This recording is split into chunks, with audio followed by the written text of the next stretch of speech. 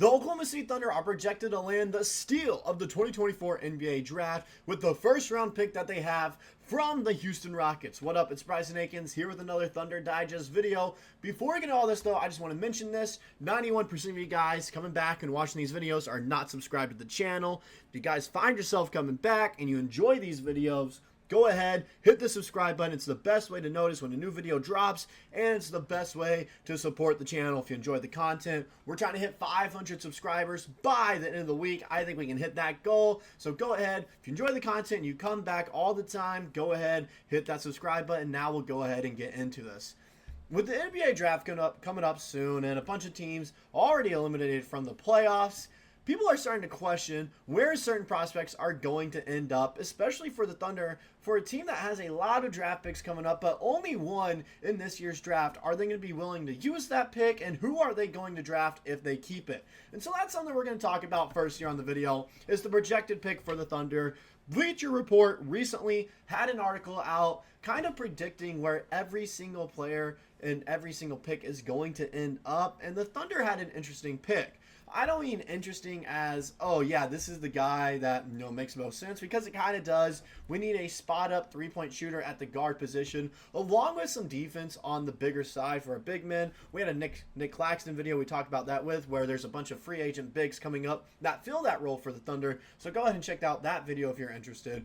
But I'm mainly talking right now about Ja'Kobe Walter for the Oklahoma City Thunder at this 12th pick that the Rockets had that we now have. And so it's one of those things where it's a top 10 protected pick for the Rockets. So if they fall in that top 10, you can forget about, whatever prospect the Thunder are going to get here in this year's draft. But it is something that we're still going to talk about because it's highly unlikely they end up in that top 10 spot.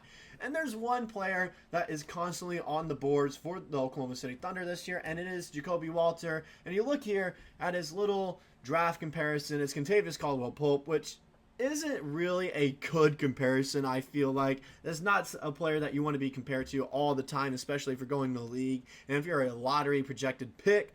But here's what they had to say about him. After struggling during the Big 12 tournament, Ja'Kobe Walter scored 19 and 20 points against Colgate and Clemson.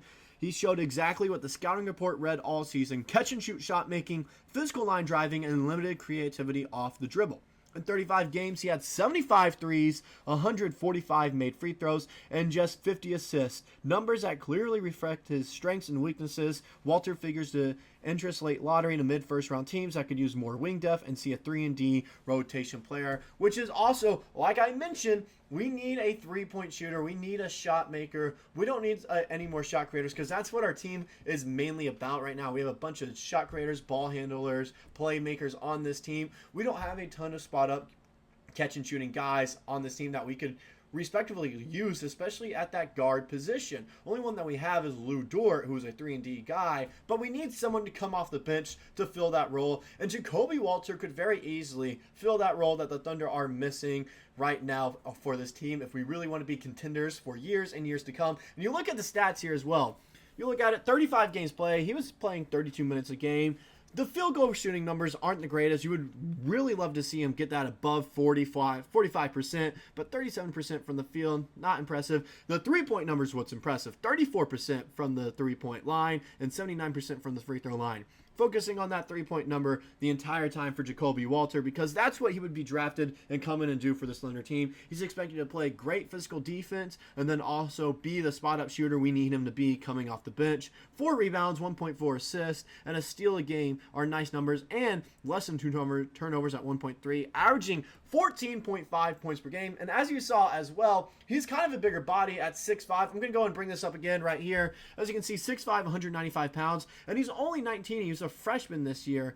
And so it's one of those things where it could very easily be a steal for the Thunder, getting this spot-up shooter. And yes, it is kind of a risk because he has had some bad performances, especially in those big games in the Big 12 tournament.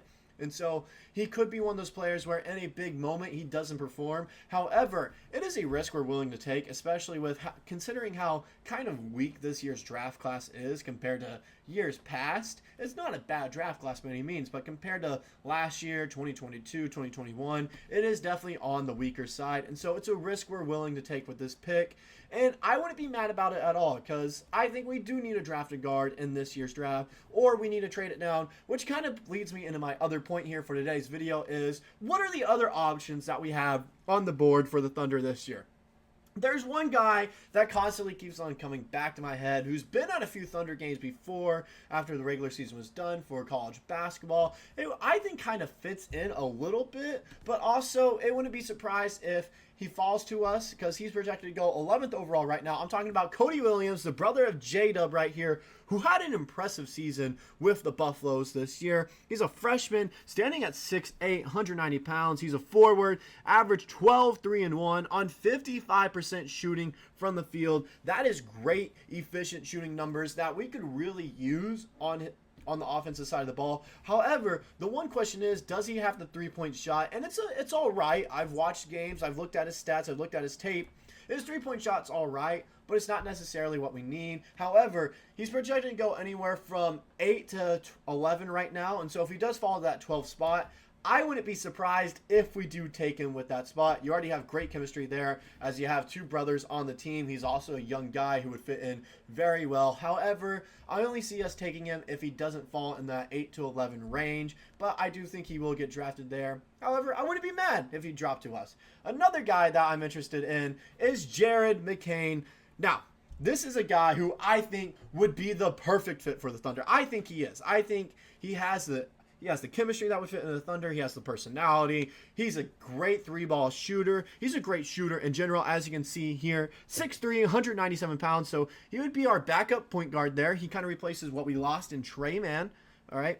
14.3 points per game, 5 rebounds, 1.9 assists. Good numbers there, 46% from the field, which is exactly what I feel like we need. We need more efficient shooters, and we need more guys that are willing to take three-point shots, especially on coming off the bench. That would help us out a ton. And Jared McCain, he wouldn't be a starter. We all know that. He wouldn't be a starter. He'd be coming off the bench for us.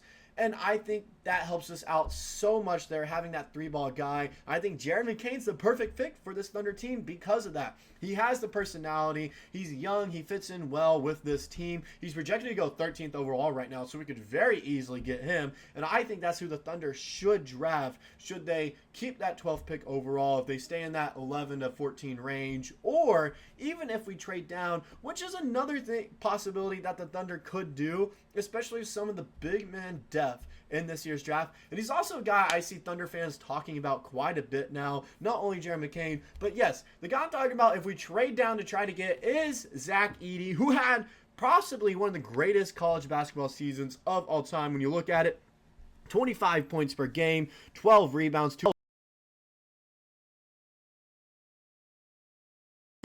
300 pounds. The only downside is he is one of the older guys in the draft, which would also make him one of the older guys on the Thunder as a rookie, which is kind of surprising to look at. He'd be older than Chet Holmgren. That's something that kind of pushes me away from him a little bit. But the only way I see us getting him is we're not going to take him with a lottery pick. I'm going to be honest. Zach Edey's not a lottery guy. It's because of his age. It's because of that is the problem why teams are really hesitant on drafting him and why he would fall to late first round, maybe even early second round. But what I could see happening would be us trading away that 12th overall pick that we're projected to have and drop later in the draft around, let's say, 23, 24, and then take Zach Edey if the Nicholas Claxton plans do not pan out. But this is truly dependent on what we do in free agency if we go get a big. If we go get a Nick Claxton or Jonas Valanciunas or any of those other guys. It truly depends on what we do. If we go get a guard, then maybe we try to draft a big like Edey in the draft and trade down for him. Or, like I mentioned, keeping Claxton. I know I'm repeating myself here, but if we get Claxton, then that's when we target Jared McCain or Jacoby Walter or even Cody Williams. But like I mentioned, Cody Williams should only be if he somehow falls lower than he's supposed to go. He's projected to go, I think, top 10 at the moment, and he is a top 10 pick. You look at his physicality, his athleticism, his ball handling, his playmaking, he's just able to drive through and slash and get easy buckets. He reminds me a lot of J-Dub, which isn't surprising considering they're brothers. They have their game is very similar. Like, it's surprising to even, it's almost looking at the same person when they play. And so And then also, Jeremy McCain would also be a great pick if we pass up on Jacoby Walter there at the 12th overall pick. I think Jeremy McCain fits in well. I honestly think he's a better pick than Jacoby Walter for us. I think he would fit in better.